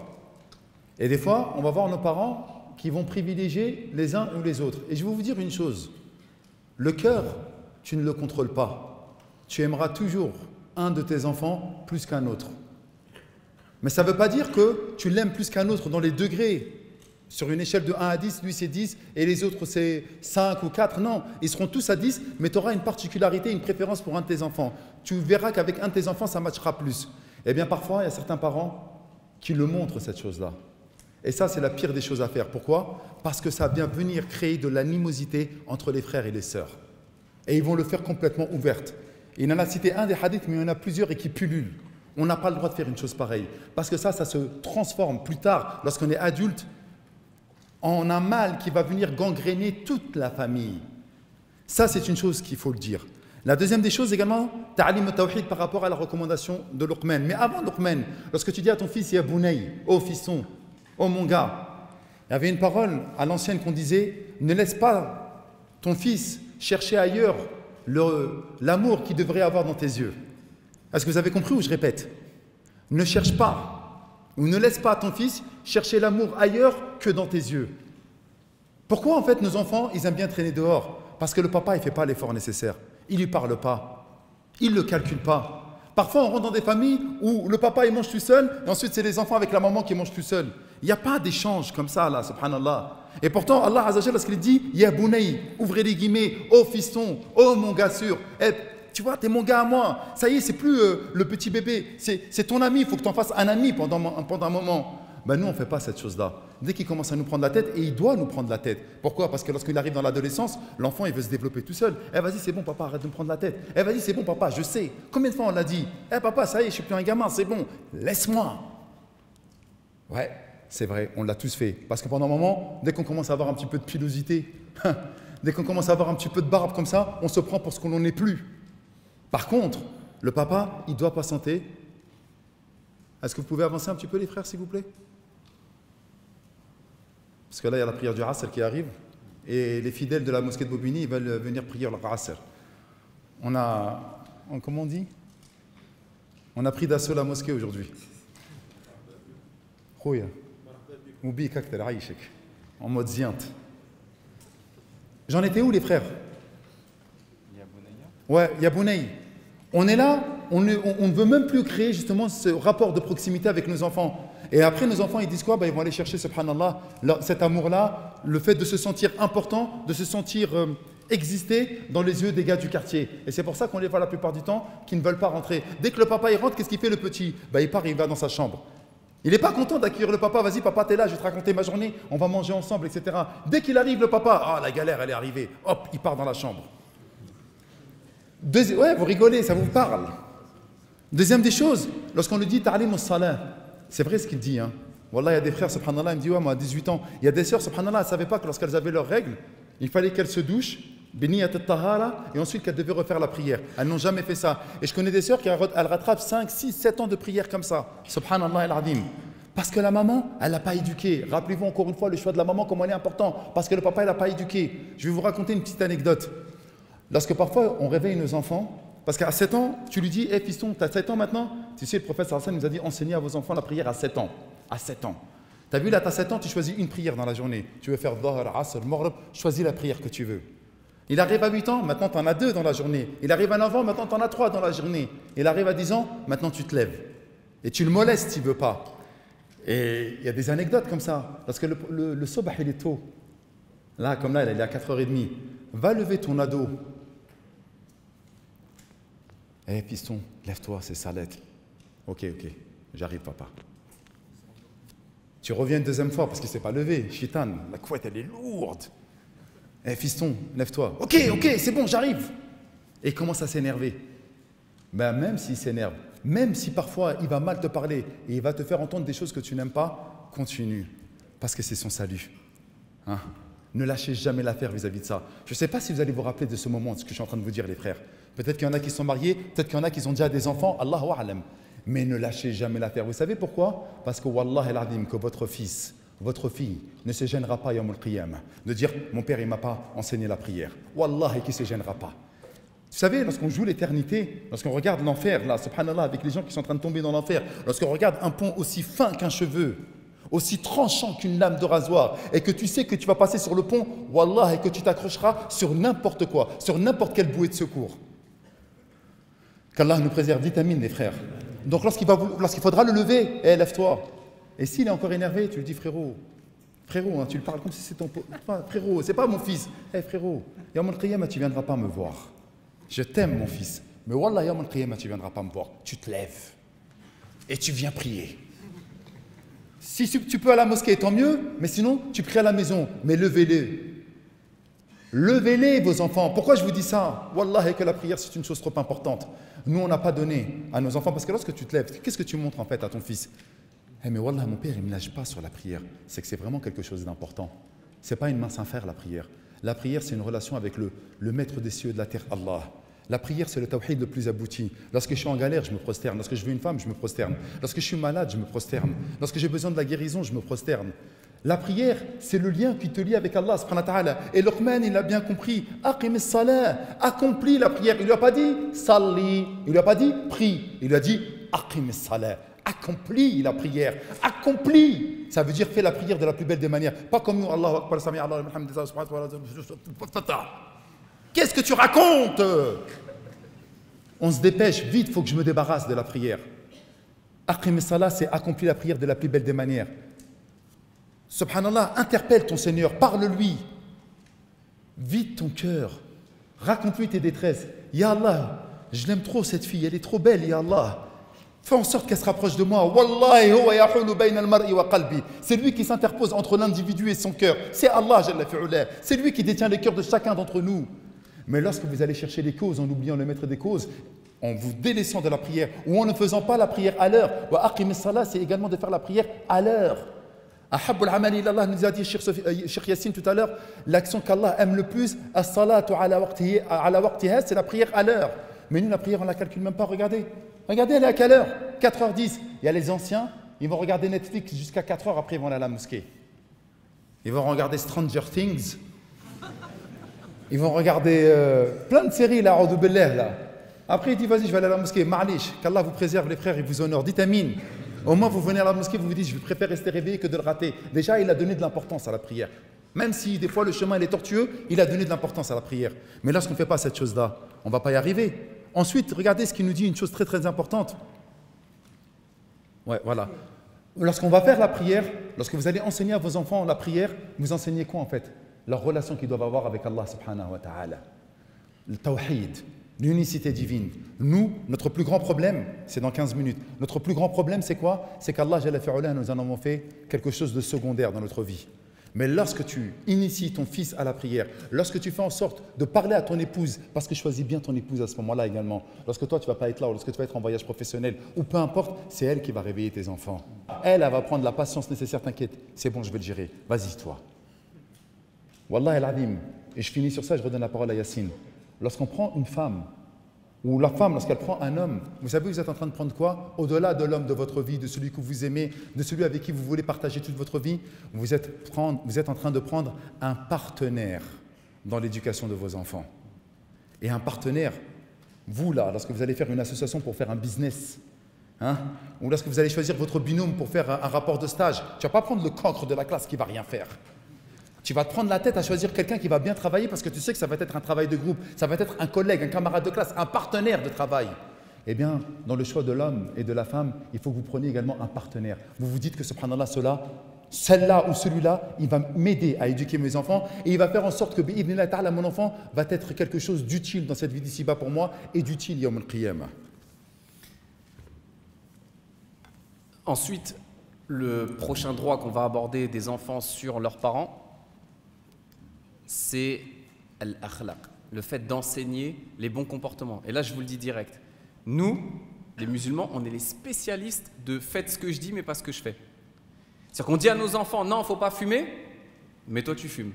On dit à nos enfants, non, il ne faut pas dire de gros mots, toi, queue de poisson, klaxon, fils de... Voilà. On n'est que comme ça. Mais on ne veut pas que nos enfants ils fassent la même chose.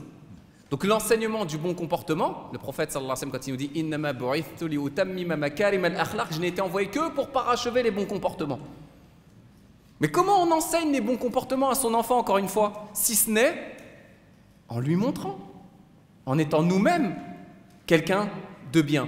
Donc rappelez aussi à l'enfant l'importance du bon comportement lorsque le prophète sallallahu alayhi wa sallam nous dit « Ma min shay'in athqalu fi mizani al-'abd al-mu'min yawm al-qiyamah min husn al-khuluq » Il n'y a pas quelque chose qui pèse plus dans la balance le jour du jugement que le bon comportement. Wa inna Allah la yubghidul fahish al-badhi. Et Allah il déteste celui qui parle mal.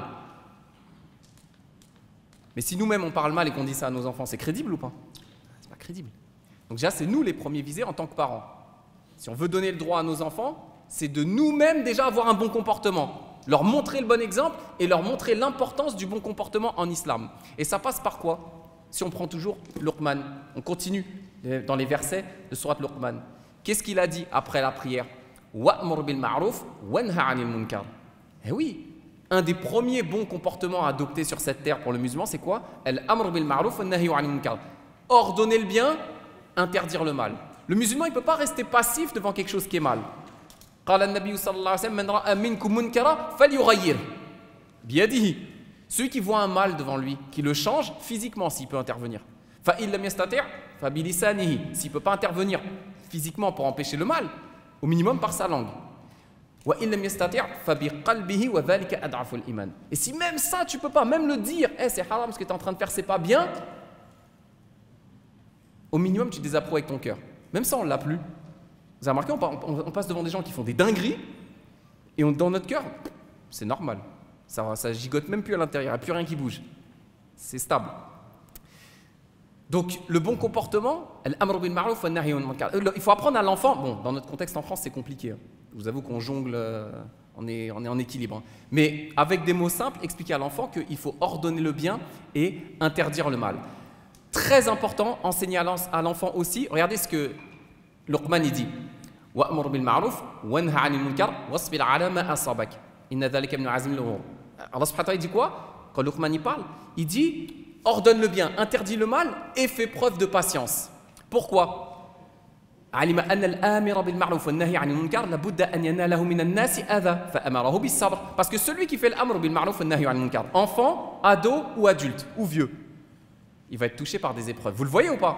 T'es qui pour juger et ceci et cela? Dès que tu fais l'amr bil ma'ruf والنهي عن المنكر, tu vas te faire attaquer. Donc il faut la patience qui va avec. Donc les parents ils doivent enseigner quoi à leur enfant? La patience. Un des dérivés de la patience, la frustration. Tout à l'heure, avant de venir, c'est pas prévu dans la conférence que je dise ça, c'est juste avant de venir, il m'est arrivé quelque chose, donc je vous le dis. J'étais avec une mère de famille qui me disait comment on fait pour les enfants, élever les enfants. Vous avez dit dans votre conférence qu'il ne faut pas leur donner des écrans, des téléphones, etc. Mais ils sont frustrés. Je dis, il est où le problème? Parce que nous, on a grandi dans une génération, enfin vous surtout, pas nous, une génération d'enfants rois. On pense que pour être un bon père ou une bonne mère, il faut donner tout ce que l'enfant il réclame, tout de suite. Alors que les plus grands spécialistes, comme par exemple Marcel Ruffo, grand spécialiste français de pédopsychologie, il dit, même un nourrisson, il ne faut pas lui donner le sein tout de suite, quand il réclame. Il faut attendre quelques secondes, quelques minutes, et ensuite on lui donne. Pour pas que l'enfant il comprenne que dès qu'il piaille, il a à manger tout de suite. Ça commence très tôt. L'apprentissage de la frustration. La frustration, elle fait partie de l'apprentissage de l'enfant. Il faut apprendre à l'enfant à être frustré, à patienter, à ne pas avoir tout de suite. Mais ça s'applique déjà aux parents eux-mêmes. Si nous, on veut tout de suite, comment on peut enseigner à nos enfants qu'il faut patienter pour avoir ce qu'on veut? Et l'exemple qu'on donne toujours, nous, ceux de notre génération, les 40 piges, c'est les baskets. Tu te rappelles combien de temps tu as attendu pour avoir tes premières baskets de marque? En 5e ou 4e, je les ai eu. Ben oui. Hein? Moi, 5e. Hein. Ouais. Mais voilà, on a attendu. On était frustrés, on voyait dans notre classe, il y en avait un, il avait les Air Max. Moi, je les vois. Ah, je regarde mes parents. Oui. Mon père, c'était simple, il a instauré une règle à la maison depuis que je suis né. Hein. Il dit une fois non, pas deux. Je vous jure, j'ai jamais entendu mon père dire 2 fois non. Je vous explique pas ce qui se passait s'il devait dire non 2 fois. On est filmé. Mais en tout cas, mon père, c'était pas 2 fois. Donc moi, je peux avoir les baskets? Non. J'ai pas demandé 2 fois. J'ai attendu longtemps. Mais ça, je suis mort ou pas? Est-ce que je suis mort? Est-ce que si votre enfant a 12 ans, il n'a pas de smartphone, il va mourir? Il va être frustré? Oui, il va être frustré. Bah, alhamdoulilah. Il va apprendre la frustration. D'où ça vient cette idéologie d'enfant roi qu'il faut tout donner à l'enfant tout de suite? Ça n'existe pas. Sauf dans les sociétés matérialistes comme la nôtre. Mais est-ce que nous, les musulmans, on est dans cette idéologie? Non. Donc il faut qu'on transmette ça à nos enfants.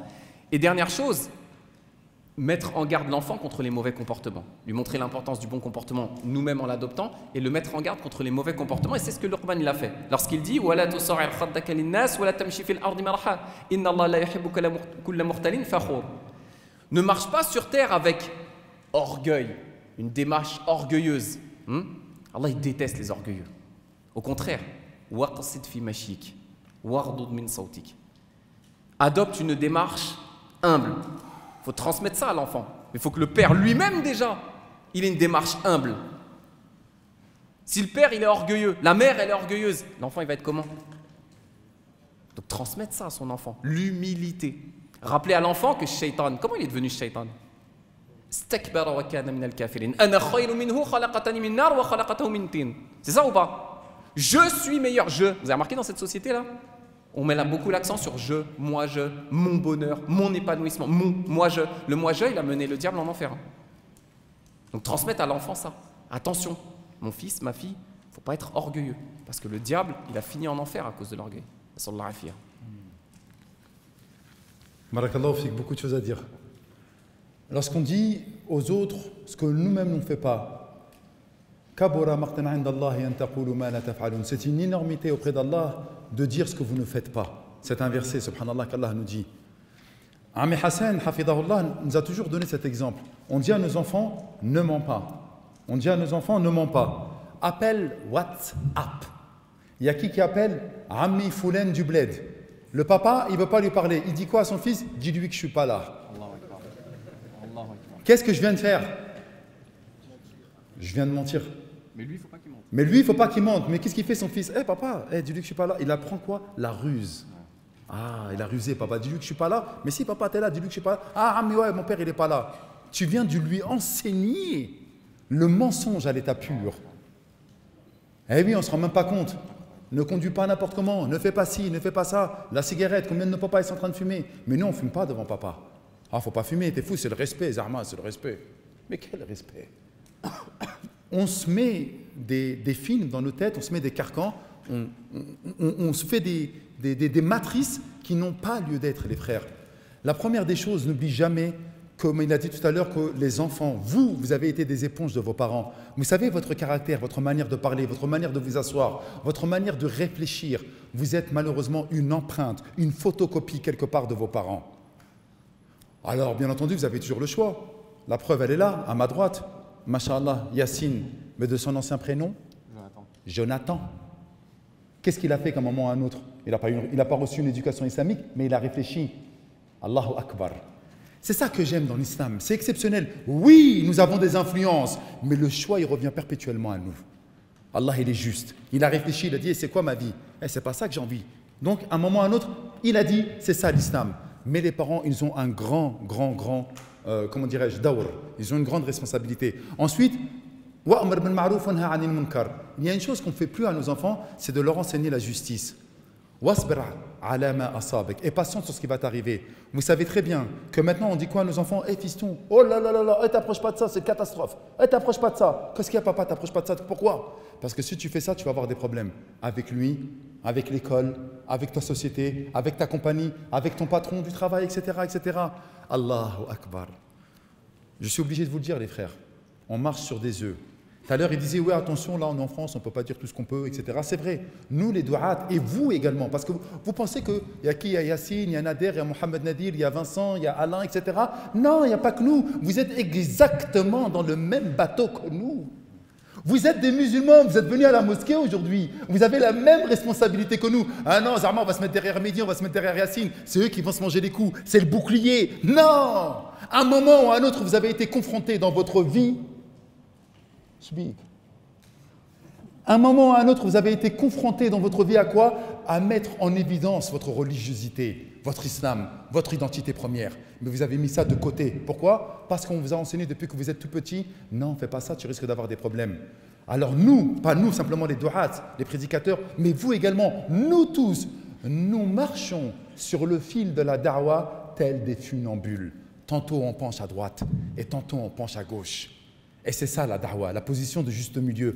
Parler avec pondération. C'est ce qu'il est en train de dire. Enseigner à nos enfants de quoi? De ne pas être des braves parmi les braves et des téméraires. Le courage, c'est quoi? C'est de faire des choses avec courage, mais mesuré. Attention, il ne faut pas aller trop loin parce que je risque de me casser les dents.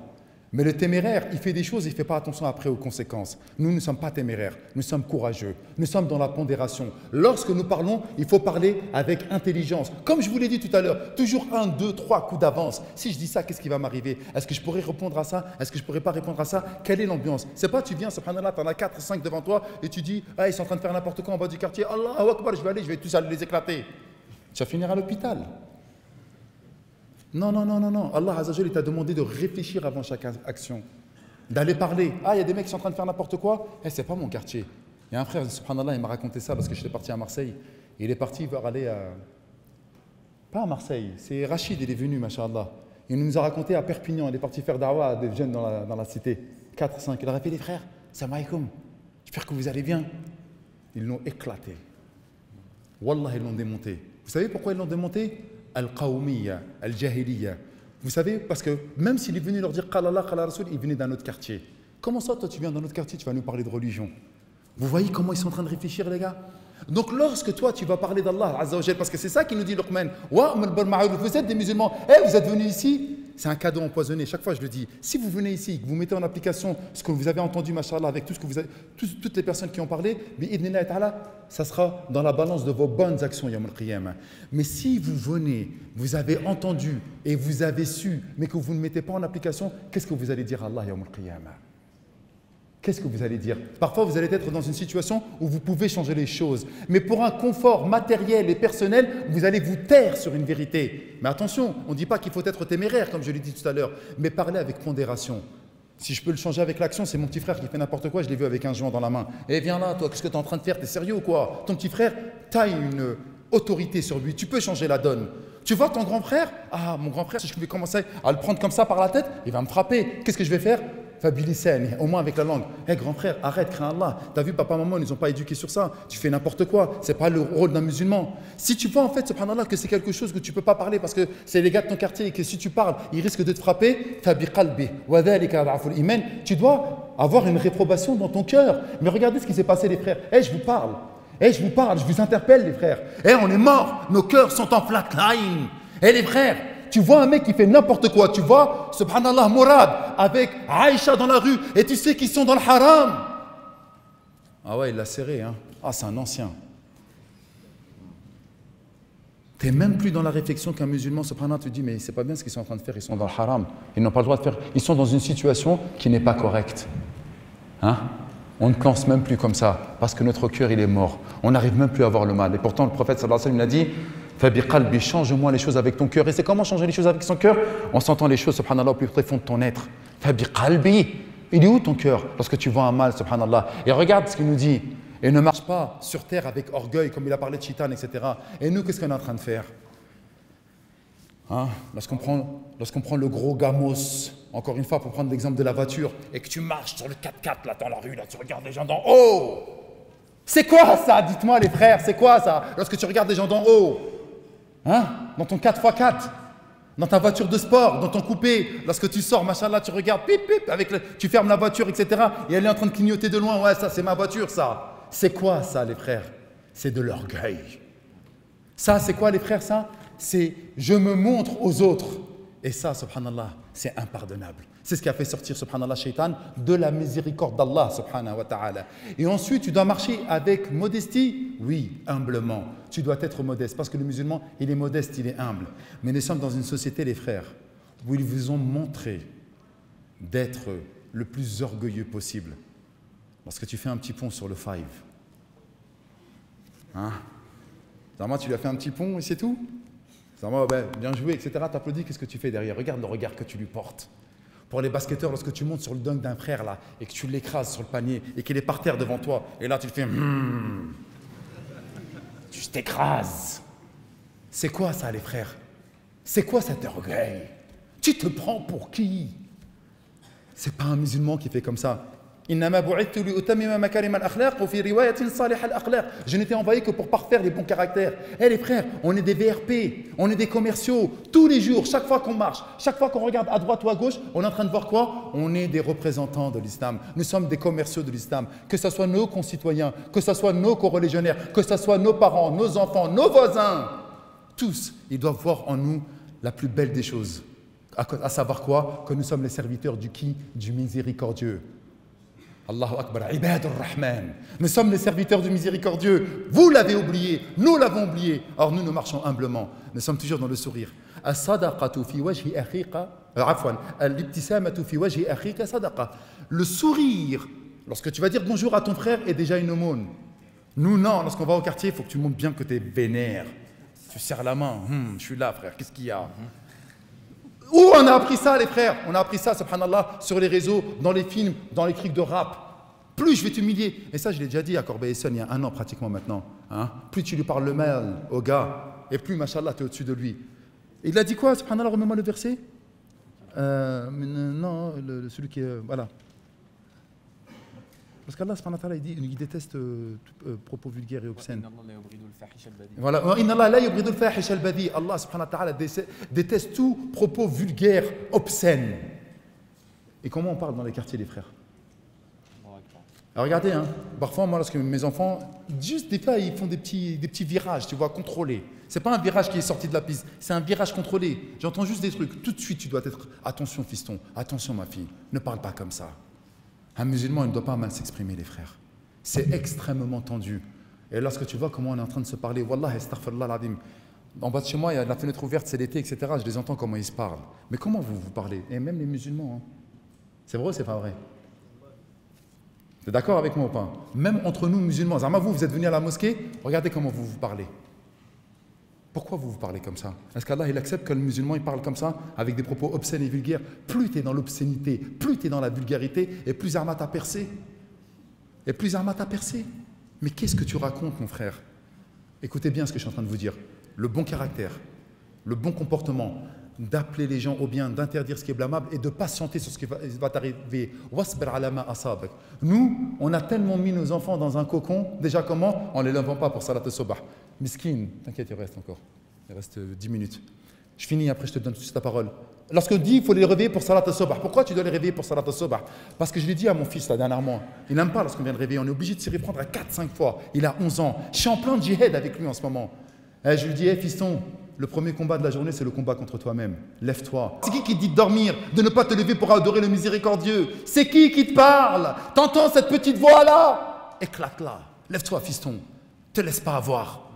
Wallah el-Adim que je lui dis ça. Fiston, le premier combat de la journée, c'est lorsque tu vas te lever contre toi-même. Le plus dur des combats, c'est pas contre Shaitan. Tu dis, A'udhu billahi minash shaitan rajim, il part en vitesse. Le plus dur des combats, c'est le combat contre toi-même. Oh là là là là. Tu vois la petite voix qui t'entend, vas-y, c'est bon, la couette, elle est bien là. T'as vu, tu viens de regarder, tu viens d'enchaîner deux épisodes de 1 heure. Et ça s'est arrêté sur un moment de suspense, de fou malade. Qu'est-ce que tu as envie de faire, toi? Ça y est, tu viens de passer 2 heures, frère. Lâche le mic, lâche le Netflix. Passe à autre chose, va lire un bouquin, va sortir, fais un petit peu de sport. Mais le troisième, tu vois cette petite voix, vas-y, écoute, regarde ce qui se passe derrière. Ferme ta bouche, j'y vais pas. Cette petite voix-là, elle nous fait trop de tort, les frères. C'est ça que vous devez combattre. Vous n'arrivez pas à vous lever 4h10? Il faut que tu combattes cette petite voix. Le premier combat de la journée, c'est le combat du sobah. Et lorsque vous faites ça, c'est pour ça que je dis à mes sœurs et à mes frères, posez la question aux filles là. Est-ce que les filles elles se lèvent? Elles ne te marient pas avec une fille qui se lève pas pour sobah. Je vous le dis les sœurs, je suis désolé si vous ne vous levez pas. Vous ne mariez jamais avec une fille pareille. Jamais. Pareil les sœurs, ne vous mariez jamais avec un frère qui ne se lève pas pour sobah. Parce que ce gars-là, il n'arrive même pas à se combattre lui-même. Il n'arrive même pas à combattre son sommeil. Il a déjà perdu. Et écoutez-moi bien, chaque jour qui passe, chaque matinée que vous êtes levé et que vous ne vous êtes pas levé pour salat sobah, vous vous êtes levé avec une défaite. Ma sœur, tu te maries avec un perdant. Mon frère, tu te maries avec une perdante. Elle n'arrive même pas à se combattre elle-même et tu penses qu'elle va éduquer tes enfants. Mais vous êtes fous. Mais vous êtes complètement fous. Les frères, salat sobah, c'est extraordinaire. C'est ça la patience. On apprend déjà à patienter. Et apprends à ton fils à patienter. Ton fils, il a les oreilles comme Jumbo. Tu vois, il a des grosses oreilles parfois. Il est dégoûté. J'ai pas envie d'aller à l'école, il se moque. Mon fils, vas-y, avec tes oreilles de Jumbo. T'inquiète pas. Accepte. Pourquoi? Accepte la critique. Parce que la vie, elle est dure. Parce que la vie, elle frappe dur. Mais nous, comme il a dit Cheikh Yassine tout à l'heure, on a mis nos enfants dans des cocons. Oh, mon pauvre petit bébé, t'es tombé. Smellah alik, qoum. Qu'est-ce que tu racontes, frère? T'es tombé, vas-y, c'est bon, lève-toi, il n'y a rien, allez, vas-y, c'est bon. Ah, il s'enseigne un petit peu. Allez, c'est bon, vas-y, avance. Tu lui changes directement d'air. C'est comme ça qu'on a été éduqués, nous. Hein? Mais oui, et là maintenant, oh, attention, vas-y, on va lui prendre la butadine parce que ça pique pas, on va pas lui mettre l'alcool à l'ancienne. Il ne faut pas toucher le petit. Je vous dis tout ça pourquoi, les frères? Pour vous dire qu'à un moment ou à un autre, nos enfants, on a une responsabilité sur eux. Moi, ça y est, c'est fini, je laisse la parole à Yassine. C'est ma conclusion. Vous allez vous marier, 2-3 coups d'avance vos enfants. Regardez-vous dans un miroir, vous êtes un modèle et un exemple pour vos enfants. Vos enfants sont une éponge. Si vous déversez des saletés, des moisissures, des obscénités à côté de vos enfants, ils vont absorber les choses. Si vous êtes bon, si vous êtes à la hauteur, si vous priez à l'heure, ils vont absorber également de la même manière les bonnes choses. Yawm al-Qiyamah, Allah nous dit Yawma yafirru al-mar'u min akhihi. Ce jour-là, l'individu fuira son frère. Wa sahibatihi wa ummihi wa abihi, et sa mère et son père. Et sa femme et ses enfants. Chaque individu n'aura comme affaire ce jour-là que la sienne, il sera égoïste. Vous kiffez vos enfants, vous kiffez vos parents, vous kiffez vos frères et sœurs, ça va être des ennemis jurés Yawm al-Qiyamah si vous ne faites pas le nécessaire. Alors soyez égoïste, pensez à vous, mariez-vous de la plus belle des manières. Subhanakallahumma bihamdika ashhadu an la ilaha illa anta astaghfiruka wa atubu ilayk. Faut toujours que je parle de ma grand-mère. Ma grand-mère, elle m'a juste une anecdote pour rebondir. Ma grand-mère, quand je tombais, quand j'étais petit, c'est pas elle venait me récupérer comme ils font avec vous là. Les petits bisous, tout ça. C'était t'es tombé, c'est parce que t'as trébuché, t'as pas vu le truc qui était devant, tu recommenceras pas la prochaine fois. Et relève-toi tout seul. Là, tu vas comprendre. Petite parenthèse. Là, maintenant, tout le monde est devenu fragile, j'ai l'impression. Tout le monde. Wallah, il est fragile. Wardud min sautik, baisser la voix. C'est un droit que les enfants, ils ont aussi sur leurs parents, que leurs parents leur montrent le bon exemple de ne pas parler fort. Le musulman, normalement, il ne parle pas fort. Nous, quand on va dans les centres commerciaux, les bus, les métros, qui c'est qui parle le plus fort? C'est toujours nous. Avec là, si on veut nous reconnaître, les Français, c'est nous qui parlons fort dans les centres commerciaux. Ouais. Alors que Allah Azza wa Jal nous dit quoi? Wardud min sautik, baisse ta voix. L'adolescence. S'il vous plaît, les frères, avancez encore un tout petit peu, regardez les frères, ils sont debout. Essayez juste d'avancer encore un tout petit peu. Inch'Allah, barakallahu fikum. Avancez, même mieux à la caméra, avancez un petit peu. Jazakumullahu khayr. Je termine rapidement parce qu'il reste plusieurs points en vérité, donc je vais accélérer, désolé, hein, c'est l'heure de la prière. L'adolescence. Un enfant, il a quoi comme droit sur toi en tant que parent lorsqu'il est adolescent? Il a comme droit sur toi que tu lui mettes des limites, des hudud, un cadre. Même si c'est l'âge où tu as envie de tout foutre en l'air. Ton père, ta mère, ils doivent te mettre un cadre strict. Le prophète sallallahu alayhi wa sallam nous dit quoi? إذا كان جنح الليل أو أمسيتم فكفوا صبيانكم فإن الشياطين تنتشرون حينئذ. Ton enfant, il n'a rien à faire dehors la nuit. Le prophète sallallahu alayhi wa sallam dit quoi? Quand la nuit tombe, gardez vos enfants à la maison. Pourquoi? Parce que la nuit, les diables se répandent. Vous croyez que vos enfants, vous en tant que jeunes, vous croyez que vous allez trouver qui dehors la nuit? Des anges? Il y a des anges la nuit, à minuit, à la cité. On y a été avant vous, hein. On le sait. Il n'y a que des diables. Donc c'est les parents qui doivent fixer un cadre. Tu sors pas la nuit. Zid, tu sors pas, même la journée, sans enfermer son enfant. Mais même la journée, faire prendre conscience à l'enfant que normalement, on n'a pas en tant que musulman à traîner dehors. Regardez le prophète sallallahu alayhi wa sallam quand il nous dit Iyyakum al-julus fi turuqat. Méfiez-vous de vous asseoir sur la voie publique. Comment on pourrait le traduire de nos jours? Traîne pas dehors. Quand les compagnons ont dit Ya Rasulallah, ma lana min majalisina bud natahaddathu fiha. Mais on n'a nul endroit, on n'a nulle part pour se réunir et discuter entre nous. Donc on se réunit dans la rue, entre nous. Le prophète sallallahu alayhi wa sallam leur a dit quoi? فَإِذَا أَبَيْتُمْ إِلَّا الْمَجْلِسِ فَأَعْطُوا الطَّرِيقَ حَقَّهُ. Si vraiment vous ne pouvez pas faire autre chose que traîner dehors, entre guillemets, eh bien donnez à la rue son droit. Et quand les compagnons ils ont demandé au prophète sallallahu alayhi wa sallam c'est quoi la rue, le droit qu'elle a sur nous, il a dit vas-y. Le frère, il y a 207 grises qui prend la place d'un handicapé, et un handicapé ne peut pas se garer. Donc, avec la vie, on peut passer votre côté. Est-ce qu'il est dans la salle? 207 grises. 207 grises. 207 grises. D'appeler la police. La plaque. La plaque. Faut dire la plaque. Ici. 207. Oui, il sait. La place d'handicapé. Il sait. Donc, ici, Donc le droit que la rue elle a sur nous, et ça c'est les parents qui doivent transmettre ça à leurs enfants. Le prophète sallallahu alayhi wa sallam nous dit quoi? Raddul basar, baisse ton regard. Wa qul lil mu'minina yaghuddu min absarihim. Allah subhanahu wa ta'ala dit dans le Coran et dit aux croyants de baisser leur regard. Donc ton enfant déjà il a rien à faire dans la rue, mais si vraiment il doit s'y trouver, qu'il baisse les yeux. Kaful adha, qui s'abstienne de nuire à son environnement, en salissant, en dérangeant les voisins, etc. Ça, c'est les parents qui doivent mettre le cadre. Parce que l'adolescent, lui, par définition, il est en mode rébellion. On pourrait expliquer pourquoi, les hormones, etc. On n'a pas le temps et ce n'est pas le sujet. Mais l'ado, il est en rébellion perpétuelle contre ses parents. Mais les parents, ils doivent imposer un cadre. Waraddu salam, rendre le salam, wal amru bil ma'ruf, wan nahyu 'anil munkar. Ah, c'est là que je voulais en venir. Et ordonner le bien, interdire le mal. Si tu te trouves dans la rue que tu as bien été éduqué, comme Luqman il a éduqué son fils, et que depuis tout petit on t'a appris à faire al-amr bil ma'ruf wa nahyu 'anil munkar. Si tu te trouves dans la rue et que parmi tes potes il y en a un qui fait un truc chelou, qui va intervenir? C'est toi le premier qui va intervenir. Parce que tu auras été bien élevé. Deux derniers points. Al-haya, la pudeur. Les parents, ils ont un rôle. Et c'est une obligation que les enfants ont sur leurs parents, que les parents leur transmettent le principe de pudeur. Le prophète sallallahu alayhi wa sallam il a dit c'est shu'batun min al-iman. C'est une des branches de la foi, la pudeur. Et c'est aux parents d'enseigner cette pudeur. Il y a deux types de pudeur. La pudeur innée, qui fait que quand un enfant il est tout nu et que tu le regardes, il va cacher ses parties intimes. Mais il y a aussi une pudeur qui s'apprend avec le temps. Cacher sa aura, etc. Ça s'apprend et c'est les parents qui doivent transmettre ça à leurs enfants. Vous savez, le prophète sallallahu alayhi wa sallam il a dit مما أدرك الناس من كلام النبوة الأولى إن لم تستحي فاصنع ما شئت. Si tu n'as pas de pudeur, fais ce que tu veux. Pourquoi? Parce que c'est la pudeur qui va t'empêcher de désobéir à Allah Azza wa Jalla et de t'exposer n'importe comment. Et le prophète sallallahu alayhi wa sallam nous donne une image, il nous dit Al-haya wal-iman qurina jami'a. La foi et la pudeur, ça va de pair. Si l'un s'en va, l'autre aussi. T'as pas de foi, t'as pas de pudeur. T'as pas de pudeur, t'as pas de foi. Dernier sujet, mais tu l'as évoqué tout à l'heure rapidement. J'ai gardé le sujet polémique pour la fin, on n'a plus beaucoup de temps, désolé. C'est un droit que vous avez sur vos parents, garçons comme filles, hommes comme femmes, qui vous facilite pour vous marier. C'est une obligation que vos parents ils ont de vous faciliter pour vous marier, et non pas de vous mettre des bâtons dans les roues pour vous marier.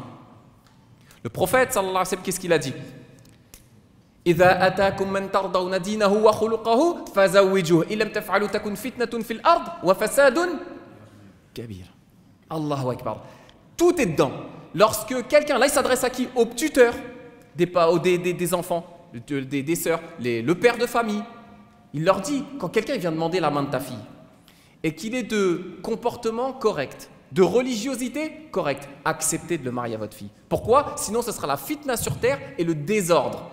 Et Allah subhanahu wa ta'ala, avant ça, l'a dit dans le Coran,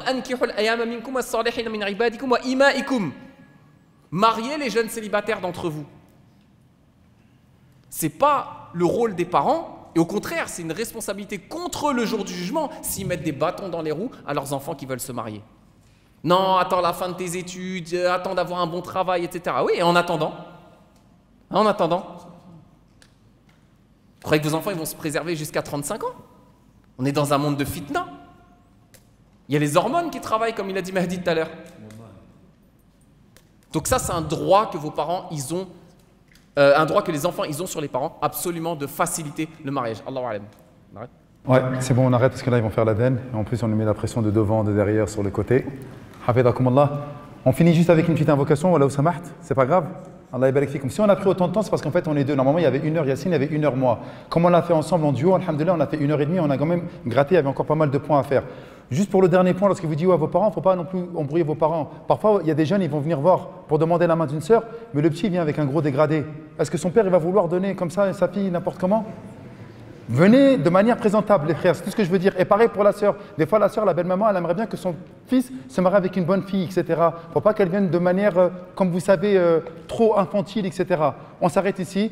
نسأل الله العلي العظيم أن يبارك في هذا المجلس اللهم لا تدع لنا في مقامنا هذا ذنبا إلا غفرته ولا هما إلا فرجته ولا كربا إلا نفسته ولا دينا إلا قضيته ولا مريضا إلا شفيته ولا ضالا إلا هديته ولا ميتا إلا رحمته ولا حاجة من حوائج الدنيا والآخرة هي لك رضا ولنا فيها صلاح إلا عنتنا على قضائها ويسرتها يا أرحم الراحمين يا رب العالمين. Oh Allah, tout miséricordieux, très miséricordieux, nous te demandons de bénir cette assise. Fais en sorte que toutes les personnes présentes ici puissent rentrer dans les hautes sphères de ton paradis éternel. Ya Allah, fais en sorte que tous les jeunes ici présents qui désirent le mariage, que tu leur facilites le mariage. Ya Allah, fais en sorte de nous ressusciter avec les martyrs, les prophètes et les messagers. Oh Allah, ne nous humilie pas dans cette dunya, dans notre tombe et dans l'au-delà, et que les prières et les bénédictions soient sur notre prophète Mohammed, ses épouses, ses compagnons et tous ceux qui l'ont suivi jusqu'au jour du jugement dernier. Subhana rabbika rabbil izzati amma yasifuna wa salamun ala al-mursalin walhamdulillahi rabbil alamin.